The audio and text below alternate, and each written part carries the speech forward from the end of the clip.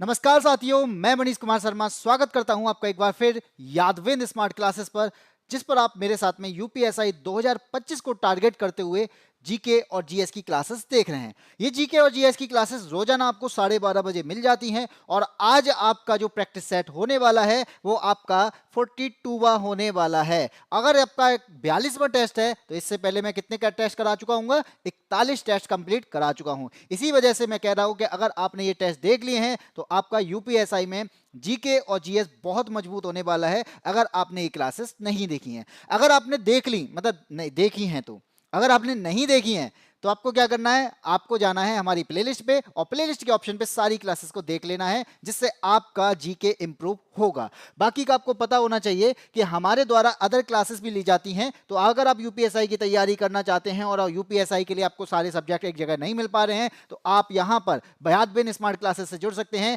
जिसमें आपको रीजनिंग की क्लासेस भी मिलती हैं, सुबह 7 बजे शुभम सर के द्वारा ली जाती हैं। और इसके बाद आप मैथ की क्लासेस से जुड़ सकते हैं, 11:30 बजे आपको मैथ्स की क्लास दी जाती है और इसी के 1 घंटे बाद यानी जो अभी आपका टाइम हो रहा है 12:30 बजे रोजाना ये क्लास होती है जीके जीएस की क्लासेस, जिसमें मैं आपको बहुत अच्छे तरीके से एनालाइज करके सारे आंसर यहाँ पे सॉल्व कराता हूँ। हिंदी की क्लासेस की मैं बात करूं तो आप शाम को 9 बजे जुड़ सकते हैं और यहाँ पर राज बहादुर सर के द्वारा बहुत अच्छे तरीके से हिंदी आपको समझाई जाती है, जो आपके एग्जाम के लिए बहुत खास रहने वाली है, जो आपके एग्जाम के लिए बहुत महत्वपूर्ण रहने वाली है। महत्वपूर्ण टॉपिक के साथ में सर पढ़ाते हैं, तो इसी प्रकार से आपको पूरी तरीके से पैकेज जो मिलता है एक जगह पर, वो आपका यादविंद स्मार्ट क्लासेस है।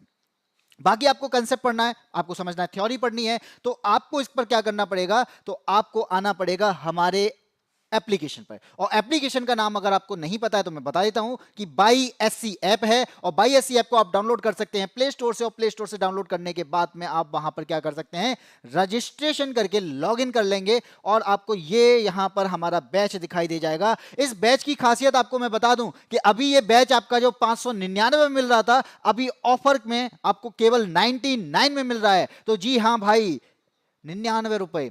तो 99 रुपए में आपको पूरा यूपीएसआई पढ़ना है, 99 रुपए में आपको यूपीएसआई के पूरे तरीके से चीजों को समझना है, आपको कंसेप्ट को समझना है, आपको थ्योरी बहुत अच्छे तरीके से समझनी है, तो आप केवल 99 रुपए खर्च कर सकते हैं। और 99 रुपए में आप बाई एससी ऐप पर जाकर चाणक्य 2.0 चाणक्य 2.0 बैच खरीद सकते हैं। याद रखिएगा, चाणक्य 2.0 बैच आपको 99 में मिल रहा है। तो ये 99 रुपए आपकी शायद हो सकता है पॉकेट मनी इससे ज्यादा हो, जो कि आपकी महीने भर की होगी, लेकिन ये जो बैच है आपको 2 साल की वैलिडिटी के साथ में आपके पास में पहुंचने वाला है और आपका एग्जाम जब तक नहीं होगा तब तक ये बैच चलने वाला है। इसीलिए कहता हूं ये बैच इंपॉर्टेंट है, इसीलिए कहता हूं ये बैच बहुत खास है, इसलिए कहता हूं कि इस बैच को क्यों ना खरीद लिया जाए। जल्दी कीजिए क्योंकि ये ऑफर सीमित समय तक है और ये ऑफर सीमित समय खत्म हो जाने के बाद फिर आप कहेंगे कि सर ये बैच जो है पहले 99 का था लेकिन अब जो होगा 599 का हो जाएगा। भाई तभी तो कह रहा हूं, मौका है, मौका गवाना नहीं है। इस बैच को खरीदना है तो आप जा सकते हैं एप्लीकेशन पे, केवल 99 रुपए खर्च करने होंगे।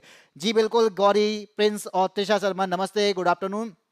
और जो साथी जुड़ते जा रहे हैं एक बार चैनल को शेयर जरूर कर दें, शेयर करने के बाद में फिर से हम यहाँ पे स्टार्ट कर देंगे क्लासेस को, क्योंकि आपको पता है कि प्रेजेंट टाइम में यानी अभी आपके पास में मौका है शेयर करने का, फिर आप पढ़ाई कर रहे होते हैं, उस टाइम पे आंसर दे रहे होते हैं, तो हो सकता है कि उस टाइम पे आपके मन में आए कि नहीं अब मैं आंसर देना पसंद करूंगा ना कि शेयर करना। इसीलिए मैं कहता हूं जुड़ो तुरंत शेयर कर दो, जुड़ो तुरंत शेयर कर दो, जिससे क्या होगा, आपको मैं बार बार कहता रहूंगा तो आपको अच्छा भी नहीं लगेगा कि बस सर शेयर कर दो शेयर कर दो, इसीलिए कहता हूं पहले ही कर दिया करो। ठीक है, रिद्धि कुशवाहा गुड आफ्टरनून। इसी के साथ में अब आपके क्लास स्टार्ट होने वाली है जो चाणक्य की सीरीज है, चाणक्य की सीरीज में जिसमें क्वेश्चन सीरीज चल रही है, जिसमें मैं प्रैक्टिस करा रहा हूं, आपके प्रीवियस ईयर क्वेश्चंस को भी लेके चल रहा हूं। और ये क्लासेस बहुत इंपॉर्टेंट है, बहुत खास है, बहुत महत्वपूर्ण है। और क्यों महत्वपूर्ण है, क्योंकि ऐसे ही क्वेश्चंस आपके एग्जाम में पूछे जाते हैं और ये क्वेश्चंस आपके प्रीवियस ईयर क्वेश्चंस भी हैं, जिसमें आप यहां पे जान पाएंगे कैसा सिलेबस है और कैसा चीजों को हमें पढ़ना है, किस चीज को छोड़ना है, किस चीज पर ज्यादा फोकस करना है। यहां पर आपको याद करना है, कॉपी पेन लेके बैठना है, क्योंकि आपको मैं रोजाना कहता हूं कॉपी पेन लेके जरूर बैठें।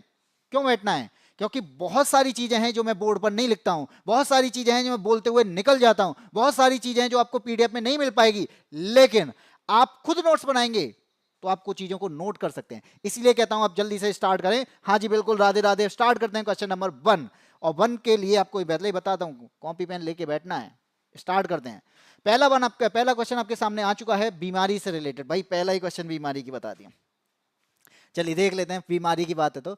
निम्नलिखित में से किस रोग को हैंसन रोग के रूप में भी जाना जाता है? एक रोग जिसे हैंसन रोग कहा जाता है, इन चारों में से कोई ऐसा रोग है जिसे इस नाम से जाना जाता है? सबसे पहले मैं बता दूं, अगर हैंसन रोग बोला जा रहा है तो इसकी खोज की होगी, किसने की थी? तो ये बात याद रखना कि इसकी खोज की थी 1873 में। लेकिन किसने? तो आप क्या बताएंगे कि 1873 में एक वैज्ञानिक जिनका नाम था गेरहार्ड हैंसन, क्या नाम था?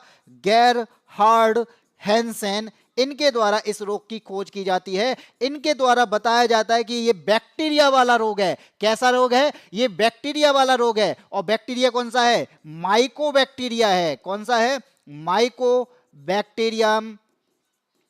ठीक है, याद रखना माइकोबैक्टीरियम, और ये आगे आ जाएगा नाम लेप्रल। तो ये आपका कौन सा होगा? माइकोबैक्टीरियम लेप्रल बैक्टीरिया की वजह से होता है। क्रॉनिक संक्रामक रोग है। कैसा रोग है? क्रॉनिक संक्रामक रोग है। और ये आपके नर्वस सिस्टम को प्रभावित करता है, आपकी स्किन को प्रभावित करता है। आप यहां पे हाथ को देख पा रहे होगे, एक हाथ जो बिल्कुल नॉर्मल है और दूसरा हाथ आपको यहां पे दिखाई दे रहा हो थोड़ा सा डैमेज है, यानी आपकी स्किन को डैमेज कर देता है, आपके आई को डैमेज कर देता है। और इसके इलाज के लिए आपको MDT थेरेपी की जरूरत होती है, यानी मल्टी ड्रग थेरेपी। और WHO भी इसको खत्म करना चाहता है। तो बता दिया आंसर क्या है इसका है। इसी के साथ में आंसर आया है, त्रिशा शर्मा का आंसर डी है, प्रिंस का सी है, रोहित तिवारी का डी है, रिद्धि कुशवाहा का डी है। तो जो लोग यहाँ पे डी के साथ हैं वो बिल्कुल सही हैं, क्योंकि आपको पता होना चाहिए लेप्रल जो है, लेप्रल की वजह से होने वाला रोग लेप्रोसी है। और लेप्रोसी क्या होता है? कुष्ठ रोग होता है। आपने कई सारी फिल्मों में देखा होगा, पट्टी बांध के आ जाते हैं हाथ पे, क्योंकि वहां पे हाथ जो होता है वो पूरी तरीके से घायल होता है। और वो आप यहाँ पे इस प्रकार से देख पा रहे होंगे, इस प्रकार का हाथ हो जाता है, यानी आपकी स्किन को खराब कर देता है। और इसको खत्म करना है, तो खत्म करने का टारगेट किसने लिया है? WHO ने लिया है। और WHO ने किसको खत्म करना है? कुष्ठ रोग को खत्म करना है, यानी लेप्रोसी को खत्म करना है। कुष्ठ रोग खत्म करने के लिए, एलिमिनेशन के लिए एक टारगेट रखा है। और ये याद रखना 2030 का टारगेट है कि 2030 में कुष्ठ रोग को खत्म कर दिया जाएगा। और यहां पे इसी वजह से ये हमारे यहां पे वर्ल्ड लेप्रोसी डे भी मनाया जाता है। क्या मनाया जाता है? World leprosy day. तो बता दीजिए कौन से दिन वर्ल्ड लेप्रोसी डे मनाया जाता है? ऋतिक, हाँ सबका आंसर बिल्कुल सही है। मैंने पूछा है वर्ल्ड लेप्रोसी डे किस दिन मनाया जाता है? विश्व कुष्ठ रोग दिवस कब मनाया जाता है? जिस दिन हम अवेयर करते हैं कुष्ठ रोग से बचाने के लिए, तो वो किस दिन मनाया जाता है? और आपको पता होना चाहिए, मैं एक आपको बता दूं कि ये डेथ एनिवर्सरी को मनाया जाता है। किसकी डेथ? महात्मा गांधी की डेथ। तो महात्मा गांधी की जिस दिन डेथ हुई थी उसी दिन हम वर्ल्ड लेप्रोसी डे मनाते हैं, क्योंकि कुष्ठ रोगियों की सेवा किसने की थी? महात्मा गांधी ने। तो इसी वजह से आपका आंसर क्या हो जाएगा? 30 जनवरी आंसर आया है। त्रिशा शर्मा बेहतरीन आंसर दिया है कि आपका कुष्ठ रोग का जो दिवस है, जिसे हम कहते हैं वर्ल्ड लेप्रोसी डे, ये कब मनाया जाता है? ये 30 जनवरी को मनाया जाता है। और इसी दिन क्या होती है? महात्मा गांधी की डेथ एनिवर्सरी होती है। और इसी वजह से आप यहाँ पर देखेंगे कुष्ठ रोगियों की सेवा करने वाले कौन? महात्मा गांधी। तो इन्होंने भी कुष्ठ रोगियों की सेवा की थी, जिस वजह से ये किस दिन मनाया जाता है? 30 जनवरी को। रोहित तिवारी डिलीट कर लिया, कोई बात नहीं है, मुझे पता चल जाता है कि आप लोग जो डिलीट करते हो। ठीक है, ये डिलीट करके आप ये सोचते होगे कि सर को कुछ पता ही नहीं चल रहा, सब पता चल जाता है। आगे बढ़ते हैं, क्वेश्चन नंबर 2 पे आते हैं। आपने कल परसों में एक फोटो देखी होगी, तो वो आपको यहाँ पे दिखाई दे रहा होगा कि एक तरफ आपके प्रधानमंत्री मोदी हैं, बीच में आपको राष्ट्रपति दिखाई दे रही होंगी, और इसके बाद आपको जो अभी नए राष्ट्रपति, नए उपराष्ट्रपति जो बने हैं, उनका भी फोटो साथ में दिख रहा होगा, जो कि बहुत वायरल हुआ है। आप इतना मत लिखाया करो भाई। एक बात याद रखना, डायरेक्ट क्वेश्चन कभी नहीं आते हैं, हमेशा उससे रिलेट करके क्वेश्चन आते हैं, हमेशा उससे लिंक करके क्वेश्चन आते हैं। तो भाई चीजें पता होनी चाहिए, क्यों नहीं बताना चाहिए? क्वेश्चन आपसे क्या कहता है इस फोटो के बारे में? मैं क्यों बता रहा हूं? ये कहता है कि इनमें से भारत में सरकार के प्रमुख के रूप में किसे जाना जाता है? इन तीनों में से किसे सरकार का प्रमुख बोला जाता है? जल्दी से आंसर दीजिएगा कि इनमें से कौन है जो कहता है आई एम हेड, मेरा चलेगा शासन? वो कौन सा था? बच्चन ही है शासन। आंसर आ गया रोहित तिवारी का बी, रिद्धि कुशवाहा का भी आंसर आया है ऑप्शन नंबर बी। बाकी के और लोग भी आंसर दो, 1 2 3 लोग आंसर दे रहे हैं, इतने लोग जुड़ जाते हो, आंसर 3 से 4 लोग देते हैं। भाई सब लोग आंसर दिया करो, जिससे चीजें आपकी अच्छी लगेंगी, आपको खुद अच्छा लगेगा कि हाँ मेरा आंसर आ रहा है कि नहीं आ रहा है, मेरे आंसर का, मेरा जो क्वेश्चन है वो मेरे अंदर क्यूरियोसिटी आएगी कि नहीं आएगी, मेरा सही गया है कि नहीं, तभी तो ज्यादा मजा आएगा। निशांत का आंसर भी आंसर आ गया है बी, और इसी के साथ में, अरे भाई क्यों बेइज्जती करा रहे हो? बी आंसर कैसे हो जाएगा? बी आपका राष्ट्रपति है। भारत का राष्ट्रपति हेड ऑफ स्टेट्स होता है, हेड ऑफ द गवर्नमेंट पूछा है भाई, head of the government prime minister होता है। ऑप्शन नंबर हो जाएगा ऑप्शन नंबर सी भाई, क्या ही कहना। मैं दोबारा से, आप कहते ना क्यों लिखाते हो, इसी वजह से लिखाता हूं कि आपको चीजें पहले केवल लिखाने पर ही निर्भर नहीं होना है, लेकिन फिर भी हम पूछेंगे जब आपसे पूछा जाए हेड ऑफ द स्टेट, कौन हेड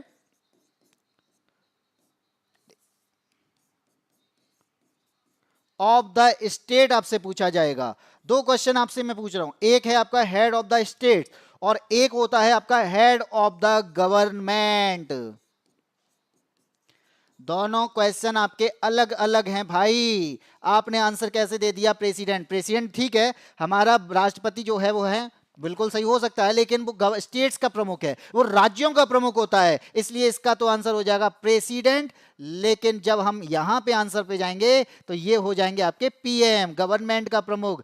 यही पूछा गया था, सरकार का प्रमुख कौन है, हो गया आंसर गलत भाई। अमेरिका का आंसर थोड़ी पूछा था रोहित तिवारी भाई, क्वेश्चन आपका इंडिया का चल रहा है, मैं मोदी को दिखा रहा हूं, तुम यार बात कर रहे हो ट्रंप की, कैसी बातें कर रहे हो यार तुम। यहां तो प्रधानमंत्री का ही चलता है, तो भी तो क्वेश्चन गलत होते हैं। मैसेज आके हाँ सही बात है, मैसेज डिलीट कर दे, गलत हो गया तो ठीक है। यानी राष्ट्रपति क्या कर सकता है, राष्ट्रपति यहां पे एक प्रकार से यानी पीएम की सलाह पे काम करता है। राष्ट्रपति, पीएम जो है राष्ट्रपति को सलाह देता है, पीएम बनाता है पॉलिसी, पीएम करता है डिफेंस से रिलेटेड काम, पीएम के अंडर में जो मंत्री हैं वो काम कर रहे होते हैं इकोनॉमी से। तो सबका हीरो कौन, सबका हीरो आपका पीएम, ठीक है। और ये हमने कहां से लिया, ये हमने लिया ब्रिटेन से। भारत का राजनीतिक ढांचा कहां से लिया है, ब्रिटेन के सिस्टम से लिया है, parliamentary system of government of Britain, Westminster model कहलाता है इसी वजह से। तो आपका आंसर क्या हो जाएगा, भारी मिस्टेक हो गया भाई, मिस्टेक तो हो गई, आंसर दे के डिलीट कर लोगे, मिस्टेक तो आपकी होने वाली है। आगे बढ़ते हैं, क्वेश्चन नंबर 3 पे आते हैं। थर्ड यहाँ पे दिखाई दे रहा होगा भाई, ये हमारे कुछ सैनिक हैं, हमारे यहाँ पे एयरफोर्स भी दिखाई दे रही होगी, और आपने देखा भी होगा कि हम लोगों को बचाने का काम भी यहाँ पे एयरफोर्स, हमारी आर्मी और यहाँ पर बहुत सारी हमारी जो सेनाओं के जवान हैं उनके द्वारा किया जाता है। और आप यहाँ पे फिल्म भी देख पाएंगे कि हम लोग यानी ये लोग जागते हैं तभी हम लोग सो पाते हैं। तो ऐसा ही हमारा क्या है, ये हमारी सुरक्षा पे काम कर रहे हैं। तो यहां पर नेशनल सिक्योरिटी डे कब मनाया जाता है, ये आपसे पूछा जा रहा है। तो बता दीजिए इन चारों में से कौन से दिन आपका नेशनल सिक्योरिटी डे मनाया जाता है। आंसर है रोहित तिवारी का बी आंसर, त्रिशा का आंसर है ऑप्शन नंबर ए। तो जो त्रिशा ने आंसर दिया है ऑप्शन नंबर ए और बी आंसर दिया है 4 दिसंबर। भाई 4 तक तो बहुत सही पहुंच गए दोनों लोग, लेकिन एक का आंसर सही है। और किसका आंसर सही है, वो है त्रिशा का आंसर सही है, ऑप्शन नंबर ए। तो आपका आंसर क्या है, 4 मार्च जो है ये मनाया जाता है राष्ट्रीय सुरक्षा दिवस, एनएससी का डे, यानी national security day, national safety day. NSC की स्थापना भी इसी दिन होती है, इसी वजह से इसको मनाते हैं, याद रखना इसको। नेशनल सिक्योरिटी कमीशन की स्थापना कब होगी, 4 मार्च को होगी। लेकिन 4 मार्च तो सर हर साल आने वाला है, लेकिन कौन से ईयर में होगी, तो कहेंगे कि 4 मार्च जो होती है 1966 का टाइम हुआ करता था। उस टाइम पे हमें क्या करना है, सिक्योरिटी यानी हमारी सुरक्षा की जा रही थी। और नेफसल से यहाँ पे हमारा क्या किया गया, हमारे लिए आयोग बनाया गया। और आयोग हमारा क्या करता है, केवल सेफ्टी ही नहीं करता, हेल्थ पर भी काम करने की कोशिश करता है, एनवायरमेंट पर अवेयरनेस काम करता है। तो आपका आंसर क्या हो जाएगा, ऑप्शन नंबर ए हो जाएगा। आगे आंसर प्रिंस का आंसर, भाई प्रिंस फिर भी गलत आ रहा है आंसर, बी नहीं है, ए है, ए है। कई सारे दिन होते हैं, 12 जनवरी है, आपने देखा होगा हमारा 1 जनवरी को डीआरडीओ डे मनाया जाता है, 12 जनवरी को हम थोड़े से युवा हो जाते हैं, राष्ट्रीय युवा दिवस मनाया जाता है। फिर हम क्रांतिकारी की बात करते हैं यानी 23 जनवरी की, तो हमारे सुभाष चंद्र बोस की जयंती मनाई जाती है। और फिर हम जयंती यानी सुभाष चंद्र बोस को याद करेंगे तो कुछ दिन बाद हम गणतंत्र भी हो जाते हैं, यानी 26 जनवरी को गणतंत्र दिवस मनाया जाता है। इसी प्रकार से आप 1 महीने की बात करेंगे तो 1 महीने बाद आप फिर सोचेंगे कि विज्ञान की बात कर लिया जाए। अब विज्ञान की बात करेंगे तो फिर 22 मार्च को विश्व जल दिवस मनाया जाएगा। और विज्ञान की बात करेंगे तो केवल जल थोड़ी, पृथ्वी की बात करेंगे, यानी 22 अप्रैल को विश्व पृथ्वी दिवस मनाया जाता है। अब पृथ्वी है तो काम करना पड़ेगा, तो 1 मार्च को अंतर्राष्ट्रीय श्रम दिवस मनाया जाता है। अब केवल काम से चीजें नहीं होती, हमें टेक्नोलॉजी पर भी काम करना पड़ेगा, इसलिए 11 मई को राष्ट्रीय प्रौद्योगिकी दिवस मनाया जाता है। टेक्नोलॉजी पर डिपेंड इतने हो गए कि पेट निकाल लिया तो हमें योग करने पड़ेंगे, यानी 21 जून को योग किया जाता है। अब योग से ही सारी चीजें अगर हो सकती तो हमारे डॉक्टर क्या करेंगे, तो इसीलिए 1 जुलाई को राष्ट्रीय चिकित्सा दिवस मनाया जाता है। अब डॉक्टर डॉक्टर खुद कहते हैं भाई खेल खेलो। 29 अगस्त को राष्ट्रीय खेल दिवस मनाया जाता है, लेकिन खेल से क्या हो सकता है? नवाब तो आपको कैसे बनना होगा? पढ़ना पड़ेगा। जॉब कैसे मिलेगी? पढ़ना है। इसलिए 5 सितंबर को शिक्षक दिवस मनाया जाता है। लेकिन शिक्षक पढ़ेगा तो क्या, आपको भी तो पढ़ना है, सभी को तो पढ़ना है, इसलिए 18 सितंबर को साक्षरता दिवस मनाया जाता है। चलो आगे बढ़ते हैं। क्वेश्चन नंबर आपका 4 आता है। भाई बहुत इजी क्वेश्चन है, ये तो आपको करने हैं। क्वेश्चन नंबर 4 क्या कहता है? उत्तर प्रदेश का वृक्ष कौन सा है? राज्य का वृक्ष कौन सा है? आपके सामने आंसर भी लगे हुए हैं, अगर आप ध्यान से देख पाओ तो। इसलिए आपके पास ऑप्शन 4 हैं। आंसर जो देख पाएगा आंसर देखेंगे। सर कैसे, कौन कैसे क्या कर रहा है? रोहित ब्रो कहाँ जा रहे हो? भाई जाना नहीं है, रुकना है। फोकस करो पढ़ाई पर, तभी तो आंसर नहीं आते। आंसर नहीं आते, चलो निकल लेते हैं। आंसर आ रहे होते हैं, इजी इजी क्वेश्चन है तो कर लेते हैं। चलिए इजी क्वेश्चन है, आंसर दो अब तो। निशांत ने आंसर दिया है ऑप्शन नंबर ए। त्रिशा का आंसर, रोहित तिवारी का आंसर ऑप्शन नंबर ए। ए क्या है? अशोक। यानी हमारा उत्तर प्रदेश का जो राज्य का वृक्ष जो माना जाता है वो क्या है? अशोक को माना जाता है। अगर आप देखेंगे यहाँ पे बहुत सारे क्वेश्चन आपके यहाँ पे इस फोटो में लगे हुए हैं। अगर आपसे कहा जाए कि राज्य का प्रतीक चिन्ह में अगर पूछा जाएगा आपका पुष्प कौन सा है, ये क्या है? ये पुष्प है, जिसे हम टेशु का पुष्प कहते हैं, जिसे हम पलाश का पुष्प कहते हैं। ठीक है। अगर आपसे पूछा जाए कि हमारा राज्य पक्षी कौन सा है, तो आपको दिखाई दे रहा होगा सारस यानी क्रेन। अगर आपसे पूछा जाए कि राज्य का पशु कौन सा है, तो वो है आपका बारहसिंगा। अगर पूछा जाए राज्य का खेल हॉकी। अगर पूछा जाए राज्य की चिन्ह कौन सा है, तो एक व्रत के अंदर 2 मछली और 1 तीर कमान आपका जो होता है वो राज्य की चिन्ह है। और यहाँ पे राज्य का लोक नृत्य पूछा जाए तो क्या बताओगे? तो आपका हो जाएगा कथक। लेकिन इसमें एक आंसर नहीं दिया। ये आपको बताना है कि राज्य का जलीय जीव कौन सा है, ये तो इसमें दिया ही नहीं है।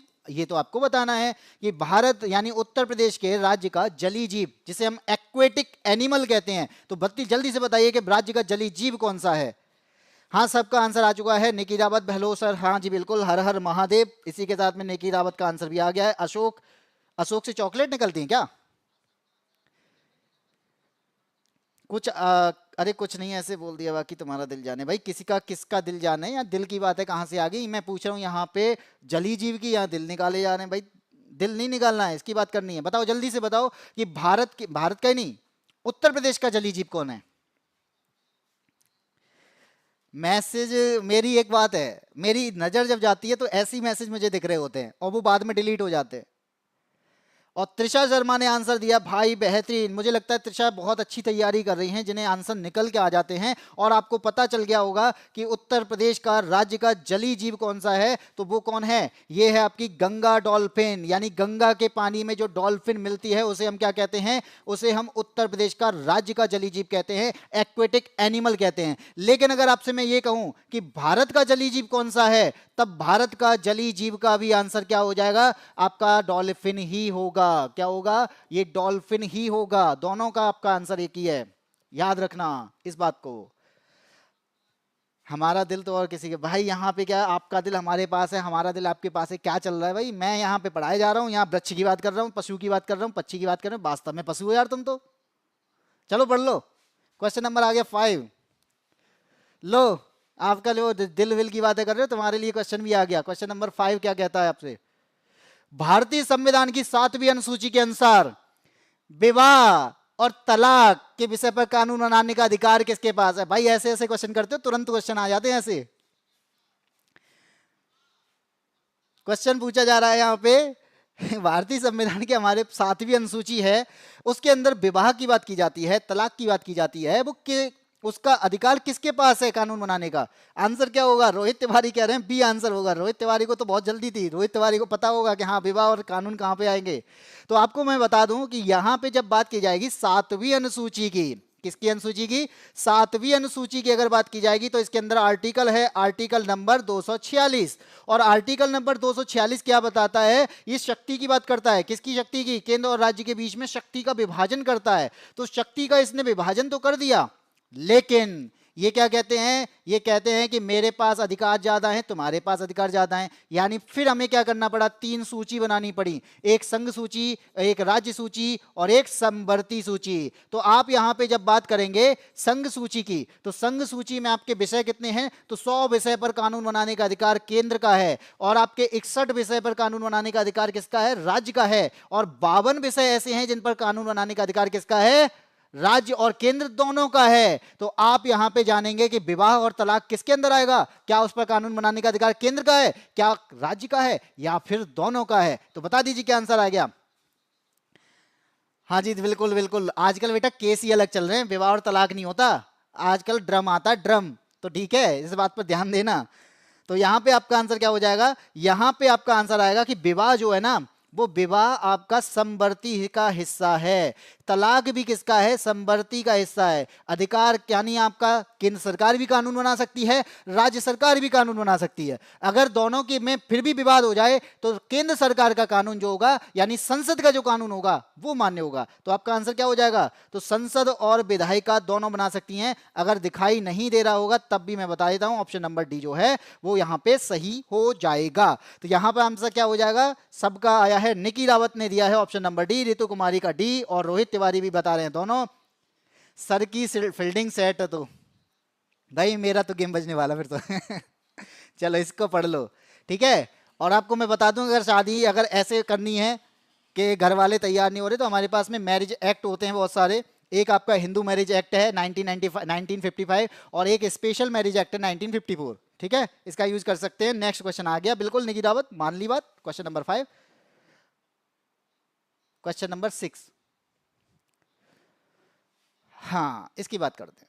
क्या कहता है, इनमें से किसकी कंप्रेसिबिलिटी होती है वो ज्यादा होती है, किसकी संपीड़ितता ज्यादा होती है। तो बताओ किसकी संपीड़ितता ज्यादा होगी। आपको पता है कि पदार्थ जो होते हैं वो कणों से मिलकर बने होते हैं, सभी को पता है। और जो पदार्थ होते हैं वो तीन अवस्थाओं में मिलते हैं, कुछ पदार्थ ठोस में होंगे, कुछ पदार्थ द्रव होंगे, तो कुछ पदार्थ गैस होंगे। तो आंसर क्या होगा, सर हमारी नहीं हो रही है, कुछ उपाय है। तो बेटा तुम लोग, अब उसके लिए बेटा मैं कुछ नहीं कह सकता। अगर मैं थोड़ा सा पंडित पंडित वाली चीजें जानता तो मैं बताया था कि कहाँ लोटा डालना है, कहाँ कुछ करना है, मेरे को आइडिया नहीं है। लेकिन एक बार तुम 16 सोमवार के व्रत रख के देख लो, क्या पता कुछ हो जाए। चलो इसकी बात करते हैं, किसकी संपीड़ितता उच्च होती है। तो आपको पता है हमारे पास जो पदार्थ होते हैं, ठोस द्रव गैस होते हैं। जब मैं यहाँ पे सॉलिड की बात करूंगा या ठोस की बात करूंगा, तो आप यहाँ पे देखेंगे इसके जो कण होते हैं वो क्या होते हैं, वो पास पास होते हैं। आप सॉलिड को देखोगे, इसके जो कण हैं वो पास पास दिखेंगे। और अगर इसके कण पास पास दिखा रहे हैं तो क्या बताओ, क्या इसके अंदर संपीड़ितता ज्यादा हो, क्या इसको दबाने पर ये दब जाएगा। बताओ लोहे को दबाने पर क्या तुम उसे दबा दोगे, नहीं दबा पाते हो। तो जब लोहे को नहीं दबा पा रहे हो तो इसका मतलब क्या है, इसके अंदर कंप्रेसिबिलिटी क्या होगी, कम होगी। तो यहां पे हम क्या कह सकते हैं, इसकी कंप्रेसिबिलिटी क्या है, संपीड़ितता जो है वो कम होगी, क्योंकि इसके कणों के बीच में गैप ही नहीं मिल रहा है। गैप नहीं मिलेगा तो दबाएंगे, दबेगा ही नहीं, बाहरी प्रेशर का दबाव इस पे होगा ही नहीं, तो क्या होगा, तो ठोस आपका इसके अंदर संपीड़ितता कम होती है। जब मैं द्रव की बात करूंगा तो द्रव के अंदर क्या होता है, कंप्रेसिबिलिटी की जब बात करेंगे तो द्रव के अंदर क्या होंगे, कण जो होंगे वो थोड़े से पास पास होते हैं, मतलब दूर दूर होते हैं, लेकिन ज्यादा दूर नहीं होते, ये ज्यादा दूर नहीं रह पाते, ठीक है। तो द्रव जो हैं इनके संपीड़ितता क्या होगी, इनकी कंप्रेसिबिलिटी क्या होगी, ठोस से तो ज्यादा होगी, ठीक है, ठोस से ज्यादा होगी। और एक होता है गैस, और गैस में क्या होगी, इनकी जो कंप्रेसिबिलिटी है वो इतनी ज्यादा होगी क्योंकि इनके जो कण हैं वो क्या होंगे, बहुत दूर दूर होंगे। और अगर इसके कण दूर हैं तो इसका मतलब क्या है, इसके बीच में स्पेस ज्यादा है, बाहरी दाब का प्रभाव सबसे ज्यादा होगा, मॉलिक्यूल्स के बीच में गैप ज्यादा है, तो आपकी संपीड़ितता किसके अंदर होगी, सबसे ज्यादा होगी गैस के अंदर। और इसी वजह से आप देख पाते हैं कि सीएनजी आपकी भरी जाती है, यानी सीएनजी की जब बात करेंगे, एलपीजी की बात करेंगे, ऑक्सीजन सिलेंडर की बात करेंगे, गैस एक छोटे से सिलेंडर के अंदर आ जाती है, क्या हुआ, कंप्रेस करके आती है। और सीएनजी की भी फुल फॉर्म क्या है, कंप्रेस्ड नेचुरल गैस। आगे answer, not not not not किसकी, राजपूत प्रदीप लुम्बरदार, नॉट किसकी नॉट होगी ये तो बताओ। सर थोड़ा फास्ट, भाई इससे फास्ट नहीं चल सकता मैं, ठीक है।